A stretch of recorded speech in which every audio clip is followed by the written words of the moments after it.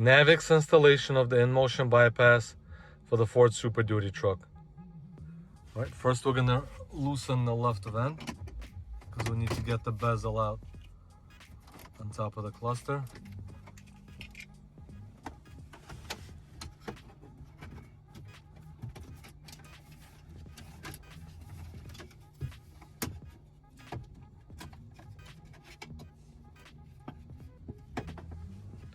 All right, same thing on this side. We're gonna lift up this.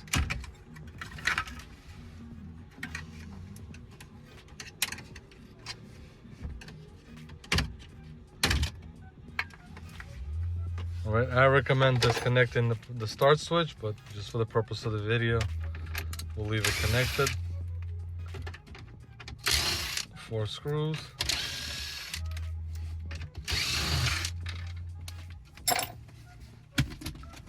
Move this back, and now we have access to the A-pin unit. All right, first we're gonna release the gray latch, and then the connector will slide out once you push it all the way to the left. Very important, our latch must be all the way open.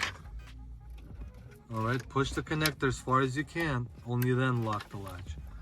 Now same with the factory connector, same thing, have the latch open, combine it with our harness.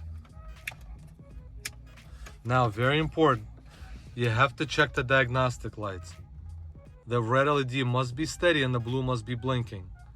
If one of the LEDs is only on or the red is not steady, that means the connection to the radio is not connected all the way. We ran into this several times. So make sure that that connector at the A-pin module is plugged in all the way.